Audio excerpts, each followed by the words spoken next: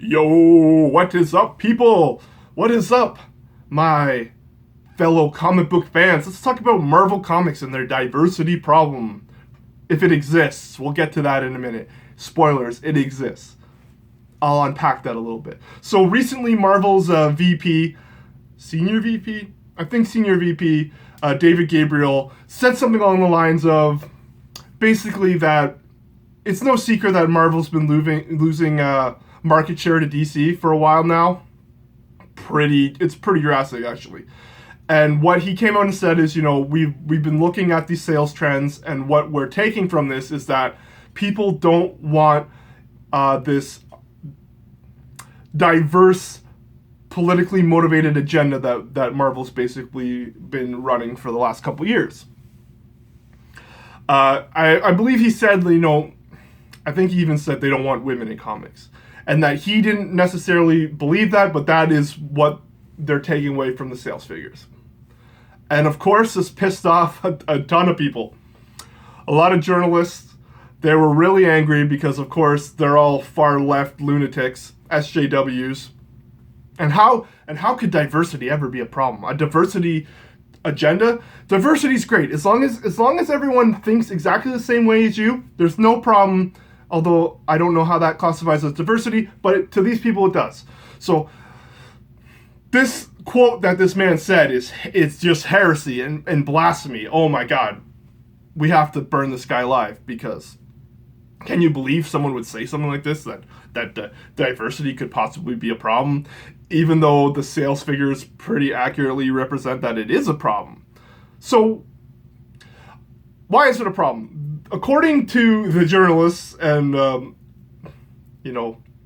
it's not a problem at all. What are some of the reasons they believe Marvel's sales have been tanking? Well, they'll throw out smoke screens and red herrings, and they'll say events. You guys do so many events. They've been doing tons of events for 2 decades now, guys. They go event to event to event to event, and it hasn't mattered. Oh, but you guys, your comics are $1 more than DC Comics. How can you expect that? Their comics have been $1 more than DC Comics for at least 5 years. It may be longer. I can't remember. I know that in 2012, that's when DC started pushing the hold the line at $2.99. I'm in Canada, so it's more than that for me, anyways. But that was a big deal. Marvel still crushed them. Marvel's been crushing DC in sales for almost exclusively for 20 years. Maybe before that, I don't remember. Wasn't really concerned with sales figures. They post them on CBR sometimes and Newsarama, and you can check them out, the Diamond Sales Chart on the internet. It's really easy to find. But other than when DC relaunches to the New 52 or outliers like that, Marvel's been pretty much just had them up against the ropes, hitting them with body shots for decades now. Decades. Nothing's really changed on that front from the publishing side.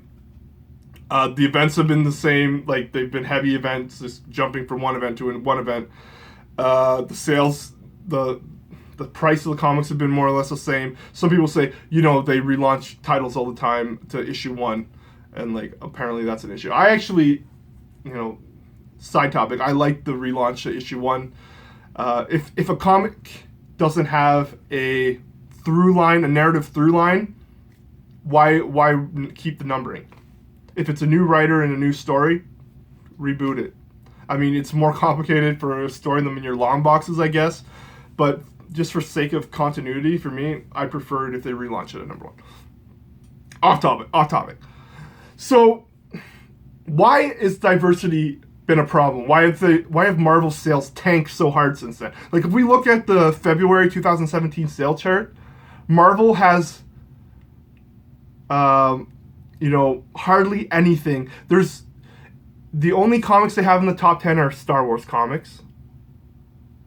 14 of the top 20 comics are DC comics. The only one, I think, at 13 on the top 100 is Amazing Spider-Man. That's how close an actual superhero comic Marvel publishes gets to the top 10 right now. What does that mean? Why has the diversity agenda been tanking Marvel so hard? You know, I want to just clarify right now that I don't think diversity in comics is a problem. And I don't think it's ever been a problem, but Marvel's agenda, this politically motivated, ideological bent they're on right now, nothing they're doing serves a creative purpose. It's just to wave this flag around. They're standing up on the hill, like, look at us. We believe that we also are good, moral people. Shame you're not telling good stories, man. Like, I don't know why they thought they needed a diversity agenda at all. Comics are pretty diverse. Like, anyone who reads comics knows this, that the cast of characters is pretty diverse to begin with. Tell stories from characters from all different walks of life, ethnicities and sexualities and ethnic backgrounds for decades. Half the X-Men are women or minorities, and no one gives a fuck. Because here's what the way I was raised is that race and sexuality and gender, these are incidental, arbitrary character traits that have virtually no relevance. If your race or your gender or your sexuality is an important part of who you are, you're a fucking boring person. Get some hobbies. No one gives a fuck. Except for Marvel. Except for they've changed their tune now because they didn't realize SJWs don't read comics. They don't do anything. They're professionally angry. So they just want to protest shit. They get their way and they move on to the next issue they're angry about. They don't bask in their win because they don't care.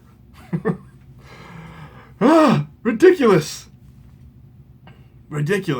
So you want to make a Lady Thor.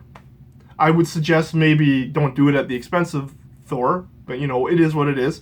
From time to time, comics like to shake up the status quo, and it's been happening for decades. We'll kill off a character retires, a new character stands in, a legacy character takes on the role of the established character, and usually the stories they tell will be about that character, you know, trying to live up to the standards and the legacy that the previous character left behind. Happens from time to time, you know, Flashes and Green Lanterns, and it happens with Thor, Beta Ray Bill, and Thunderstrike. Now with Lady Thor, she's just Thor in the comics, but for sake of clarity, I'm going to call her Lady Thor. And the real Thor calls himself Odin's son, and he renounced his name. You know, if that's a story you want to tell, fair enough. I would suggest maybe you don't do that at the expense of the real character that people have been reading for decades and have a pretty strong affinity for. So you don't, like, you can have Jane Austen be Thor, and she can stand on her own merits, and she can earn the respect of readers, and you can tell a good story. Primarily, that's how you move sales and you get people on board, is you tell a good, interesting story, and people will read it. That has not been the case with Jason Aaron's The Mighty Thor. And it's been insulting to people who actually have read Thor in the past and like that character. Peers will come and they'll say, oh, they'll be watching Jane Austen Thor do whatever, and they'll say, oh my god, regular Thor could have never done that. And then Odin's son Thor will come on and be like, I've been Thor for thousands of years, but even I'm not as good as you. And then a lady Thor villain will fight her, and you'll be like, well, I'm just gonna give up because you're a woman and I respect feminism, so I surrender. And then tons of bad writing, stupid ass shit's happening. People complain on the internet, so that what should they do about this? How do we handle this situation? Fans aren't happy. I got a great idea. Let's insult these fans on panel in the comics. That's probably a good idea. We should just call them MRA Meninists and mock them. You know, you're just angry 4chan members. You know, internet trolls. Who cares about you? Get out of here. We don't need your sales. Well, guess what? You don't got their sales. Who would have ever foreseen that alienating half your audience would have had an effect on your sales? Shocking. Quelle surprise. Who would have ever guessed? Oh, I wonder if we should make a comic where Donald Trump is a MODOK character and he's super evil and he hates minorities. That seems like a good idea. It's not like half your country voted for Donald Trump and maybe they aren't all evil racists and they probably don't want you calling them evil racists. But, who cares about that? Let's move on with our agenda and hope for the best. Dummies! Why are you so dumb? Bah! Politics is always going to motivate art. It's going to happen. But I would suggest maybe engaging in some critical thinking, some thought experiments, and maybe try to address the issue from the other side, but with the assumption that they're not evil, racist bigots. Could that be a possibility? No. Anyone that thinks that a country should have the right to decide who enters their country and what immigration policies they have is obviously a racist. So it's probably a good idea that we introduce the Sons of the Serpent and just have them be racist stand-ins for anyone who voted for Trump. That's a good idea. Half your country voted this way. You can't look at people that disagree with you and just assume that they did it because they're fucking evil. How's that a good way to start a narrative? So dumb. And people... The problem hasn't been diversity. The problem is Marvel's execution of diversity.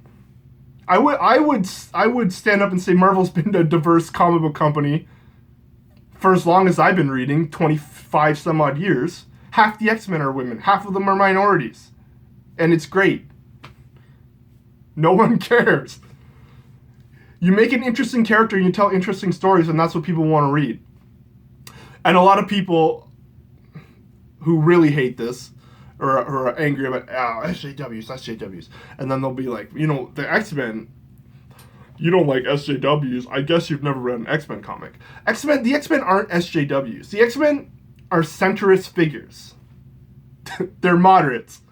They're fighting Magneto on one side who wants to kill all humans, and then on the other side, humans who want to kill all mutants. And they'll protect the humans who hate them and fear them and would kill them if they had the chance. The X-Men will risk their lives to save these people. And they don't do it with judgment. And then they'll stop Magneto from killing these people. They're in the center. They're not on the fringes of the left and right, just hurling pejoratives at people. They're heroes. They're the good guys. Ridiculous.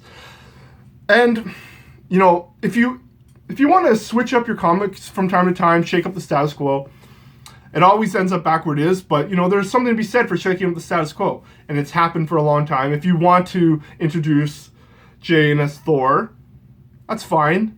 We've had Beta Ray Bill step in as Thor. We've had Thunderstrike step in as Thor. It happens from time to time. I would suggest that you don't do it with all of your characters at the same time and alienate your entire fan base. Because, right now, we have Jane Thor, we have Miles Morales Spider-Man, Peter Parker's still around as Spider-Man, but Miles is operating more in the classic Peter Parker role because someone decided that it would be a good idea to make Peter Parker a tech billionaire and just rehash old Iron Man stories from the 80s.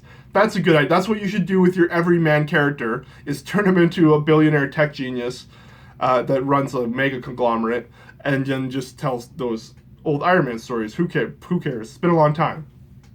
I don't even know how you get back to basics from that without completely rebooting the entirety of the Marvel Universe. Is what it is. So Miles is filling that role.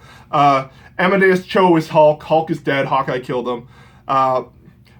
Wolverine's been replaced. He's dead. He's been replaced with Laura, X-23. Old Man Logan has also come into the regular universe since then.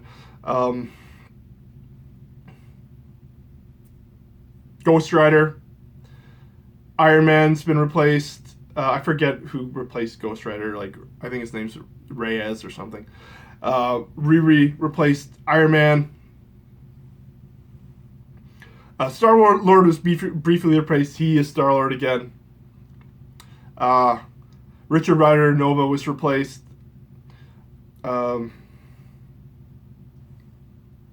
It's a lot of characters. Miss Marvel is Major Marvel is Captain Marvel. She should be Major Marvel because she's a major, but she's Captain Marvel. But that's been a long time coming. Decades worth of story building to that role. And then Kamala is Miss Marvel now. Not really a replacement. Just it is what it is. So like all of the major, if you would say to someone, oh, who's your favorite Marvel character? Oh, also Hawkeye's been replaced with Katie Bishop. So if someone watched the Avengers movie and they want to, oh, I think I would like to read a comic about these characters. Oh, Captain America was replaced with Sam Wilson. All of the Avengers, except for Black Widow from the movie, have stand-ins operating in their place. And Steve Rogers is still around as a Captain America, except for good news. If you want to read about him, he is now a fascist Nazi, because of course he is. He's white. Whiteness. The original sin of the cult of SJWs, these fucking lunatics. How do we get rid of this original sin of whiteness? You have to pray, give me 10 Anita Sarkeesians and then donate to my charity, please. Oh! Insanity! What is going on? Well, luckily Marvel's decided that they're going to try to change their tune. Get rid of this political agenda that they've been shoving down people's throats for a long time. See how it works out. The X-Men relaunch just basically started with X-Men Gold. Comic was all right. I didn't like the art. Hope for the best going forward. It still had that classic X-Men outsider vibe. People didn't like them because they were mutants. That's pretty much always going to be the case. And the X-Men mansion is in Central Park. And their rent is humongous, because why the fuck would you move the X-Men mansion into Central Park? Obviously, Katie Pryde is not as smart as I would have thought she was. Who knows? Yeah. So, I would say that, like I said, diversity is not the problem with Marvel Comics. The problem is the way they've implemented their diversity. Ta-Nehisi Coates as Black Panther is great. I don't agree with that guy politically on anything. But he wrote a fucking good story, and it shows. Write a good story. If you're a writer, write a good story. Have something to fucking say, and then say it.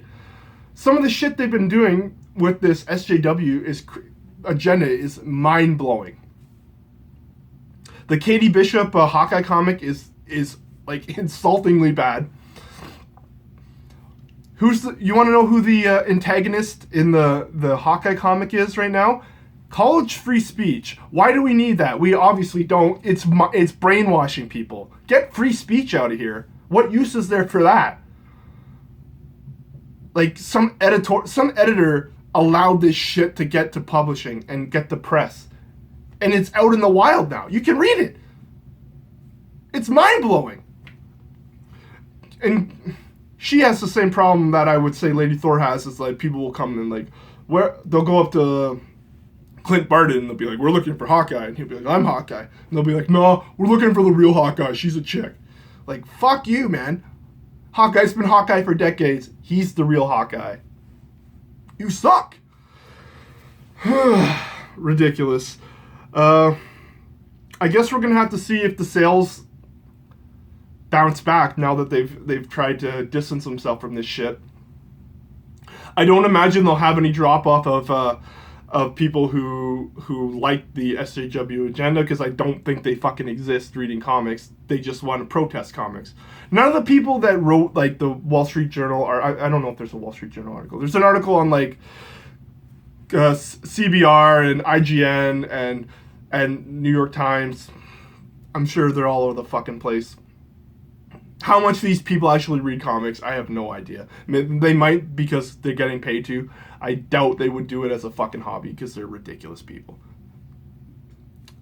I don't know what to tell you. Yeah. just try to open your minds that there are people on the other side of the political aisle, and they're not evil and they're not stupid. And if you didn't live in a echo chamber where everyone is just saying the exact same thing you believe and it's a fucking feedback loop getting louder and louder and louder, maybe you'd be able to talk to them and find some common ground instead of just everyone insulting each other.